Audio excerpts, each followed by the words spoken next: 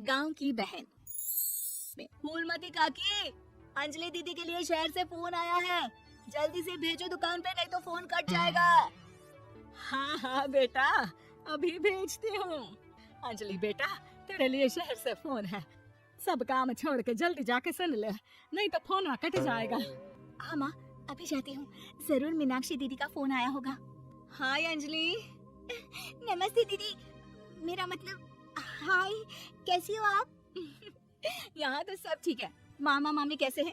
तू कैसी है? मेरे तो एग्जाम्स होने वाले हैं, हर रोज कॉलेज जाना पड़ता है, lectures, extra classes, private coaching. ओ मैं तो इतना थक जाती हूँ, क्या बताऊँ।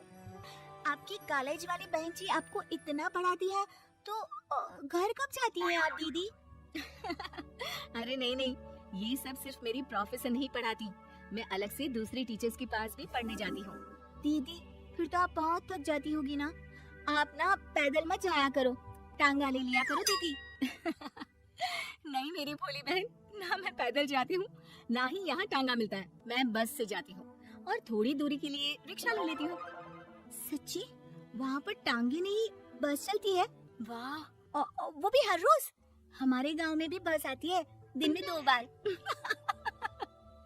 यही तो खास बात है शहर की, यहाँ बसें पूरा दिन दौड़ती हैं सड़कों पर, और सिर्फ बसें ही नहीं, कार, स्कूटर और ट्रक भी, और तो और थोड़ी दूरी पर तो हवाई जहाज भी है, जहाँ से हवाई जहाज आसमान में उड़ते हैं। अच्छा दीदी, मैं फोन रखती हूँ, बुआ जी फूफा जी को मेरा नमस्ते कहना। हाँ माँ, हम लोग शहर में क्यों नहीं रहते? बुआ जी, फूफा जी और मीनाक्षी दीदी तो शहर में ही रहते हैं। अरे क्योंकि तेरे बुआ जी की शादी शहर में हुई थी, इसलिए बेटा। शादी से पहले वो भी तेरे पापा और दादा दादी के साथ गांव में ही रहती थी। तो फिर माँ, मुझे शहर भेज दो ना, मैं भी शहर देखना चाहती हूँ। इतनी बार मीनाक्षी दीदी से शहर के बारे में सुन चुकी हूँ, अब मैं भी वहाँ जाकर देखना चाहती हूँ, बस आप मुझे शहर भेज दो।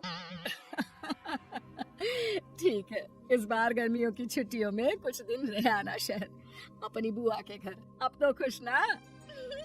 हाँ माँ, बहुत खुश। आप देखना, मैं शहर जाके कितने मजे करती हूँ। अंजलि अगले दिन स्कूल जाती है और वहाँ अपने सारे दोस्तों को अपने शहर जाने की बात बताकर चिढ़ाती है। अरे श्रद्धा, शीतल, सरोज, तुम लोग इन गर्मियों की छुट्टियों में कहाँ जा रही हो? एकादशी वाले गांव के मेले में। हम तो दूसरे गांव में नानी के घर जाएंगे, उनका घर नहर के किनारे है, बड़ा मजा आएगा। हम इस बार कहीं नहीं जा रहे, बल्कि हमारे घर में रहने के लिए मेहमान आएंगे। और तू? अरे मेरा क्या है, मैं तो बस पास वाले शहर जा रही हूँ, अपनी बुआ जी के घर, वहीं रहूंगी कुछ दिन। तुम लोग चिंता मत करना, मैं चिट्ठी लिखूंगी तुम सबको वहाँ से। पापा, पापा मुझे तो चक्कर आ रहे हैं, जी घबरा रहा है।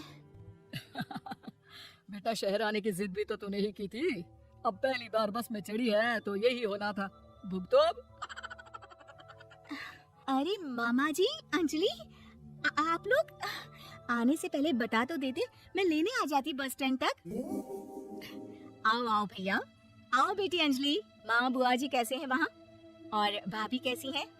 सब ठीक है, बस अंजलि जिद कर रही थी कुछ दिन आप लोगों के साथ रहने की, सो छोड़ने आ गया। दीदी, आप मुझे शहर घुमाने ले जाओ ना, मुझे भी शहर देखना है। हाँ हाँ चल, तैयार हो जा जल्दी से।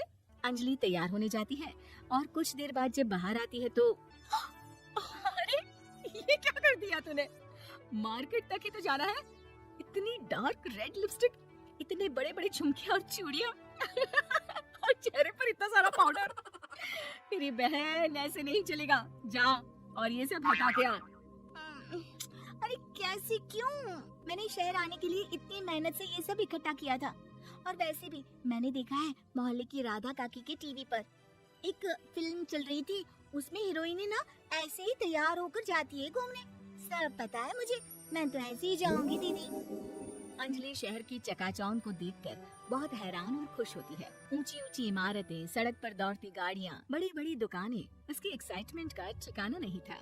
दीदी, ये छोटा सा कमरा सड़क के किनारे क्यों रखा है? इसमें कौन रहता होगा? ये कमरा नहीं, पीसीओ है, पीसीओ। यहाँ पर लोग फोन करने आते हैं सिक्का डालकर। ओह, हमारे गांव में तो दुकान पे ही जाते हैं बात करने। अच्छा चल, तुझे रेस्टोरेंट में खाना खिलाने ले चलती हूँ। Excuse me, 2 plate noodles please and 2 Cola. Meenakshi को ऑर्डर प्लेस करते हुए अंजलि बहुत ध्यान से देखती है और थोड़ी ही देर में ऑर्डर लेकर वेटर आ जाता है और खाना टेबल पर रख देता है। अरे ये लंबी लंबी सेवइयां खाते कैसे है दीदी?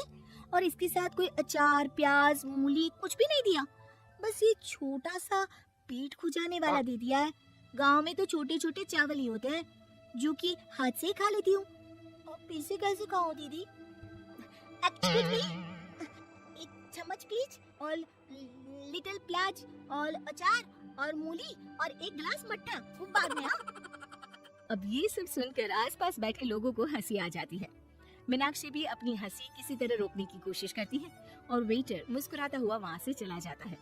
अंजलि समझ नहीं पाती कि सब किस बात पर हंस रहे थे, लेकिन वो छिप जाती है। दीदी, मुझे लगता है कि मुझे इन सेवइयों को ऐसे ही खा लेना चाहिए, इसी पेट खुजाने वाले कांटे के साथ। एक काम कर, तू मुझे खाते देख, जैसे मैं खाऊं तो भी वैसे ही खा ले। ठीक है दीदी। अंजलि खाते खाते नूडल्स में सिरका ज्यादा डाल देती है, फिर ऊपर से नमक दानी से खेलते हुए काफी नमक भी अनजाने में छिड़क लेती है। अरे ये क्या क्या खा लिया? अरे हाय हाय, कितना कड़वा है। पानी पानी, ये काला शरबत ही पी लेती हूँ। और जल्दबाजी में अंजलि जल्दी जल्दी कोला पी लेती है, जिससे उसकी नाक में झंझनाहट होती है।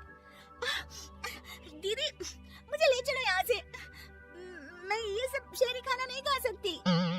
अब शर्म के मारे मीनाक्षी अपनी बहन को वापस घर ले जाती है और कहती है कि देख अंजलि, माना कि शहर और गांव एक दूसरे से बहुत अलग है, लेकिन इसका मतलब ये नहीं कि हमेशा शहर ही बेहतर हो और उस वजह से हमें वो सब करना पड़े जो हम नहीं कर सकते।